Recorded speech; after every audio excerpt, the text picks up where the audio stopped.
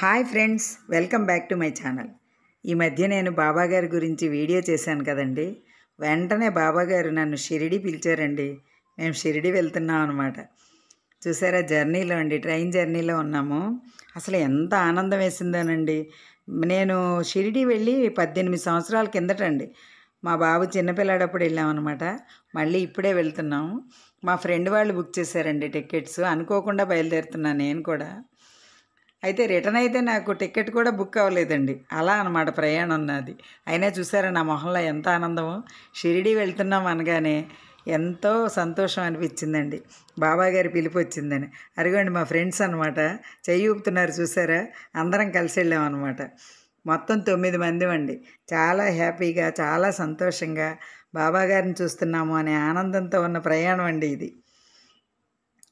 ఇలా train book చేశారండి. అది వైజాగ్ టు సాయినగర్ షిరిడి అనమాట. ఆ ట్రైన్కి బయలుదేరాం. ఇదిగోండి ఈవిడ కూడా అనమాట, మా ఫ్రెండ్ వాళ్ళ అత్తయ్య గారు, ఈవిడేమో చెల్లెలు. ఇలా అందరం కలిసి 9 మంది బయలుదేరి వెళ్ళామండి. షిరిడి వెళ్ళిన తర్వాత అక్కడ ఈ కాశీ అన్నపూర్ణ సత్రంలో దిగామండి. ఇది ఆర్యవైశ్య సత్రం అనమాట. అసలు చాలా బాగుందండి సత్రం. చూసారా, చాలా పెద్దదనమాట. ఇక్కడ దిగి లగేజ్ అంతా తీసుకుని, అంటే రూమ్స్ కూడా ముందే బుక్ చేశారండి. చాలా బాగున్నాయి రూమ్స్ కూడా, మీకు చూపిస్తాను. ఇలా లోపలికి ఎంట్రన్స్ అండి. ఈ మెట్లెక్కి లోపలికి వెళ్ళాలన్నమాట. ప్రతి దీనికి లిఫ్ట్ ఉందన్నమాట. 4 అంతస్తుల బిల్డింగ్ ఇది. ఇదిగోండి రూమ్స్.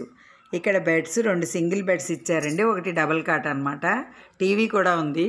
అంటే ఆన్ చేయలేదులేండి మేము, అంటే ఆన్ చేసేంత టైం లేదనమాట. షిరిడి వెళ్ళిన తర్వాత ఎక్కువ బాబా జాసే ఉంటుంది కదండి.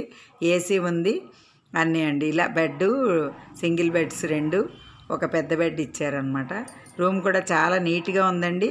తర్వాత బాత్రూంలో కూడా వేడి నీళ్ళు ఎప్పుడూ వస్తున్నాయండి. పొద్దున్నుంచి సాయంత్రం వరకు వేడి నీళ్ళే.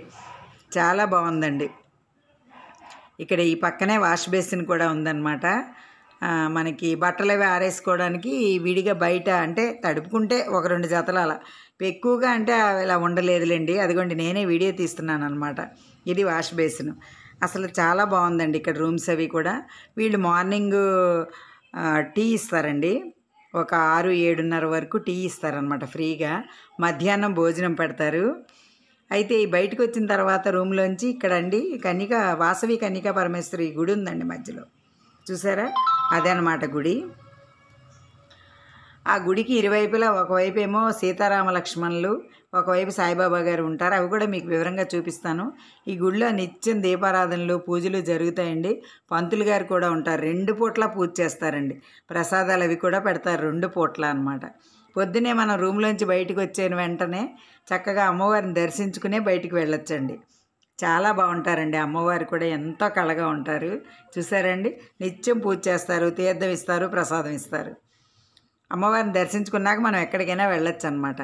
అలా ఉంటుందన్నమాట. పూజలు అవి చేస్తారు. ఇదిగోండి ఇటుపక్క చెప్పాను కదా, సీతారామ లక్ష్మణులు, ఆంజనేయ స్వామి ఉంటారు.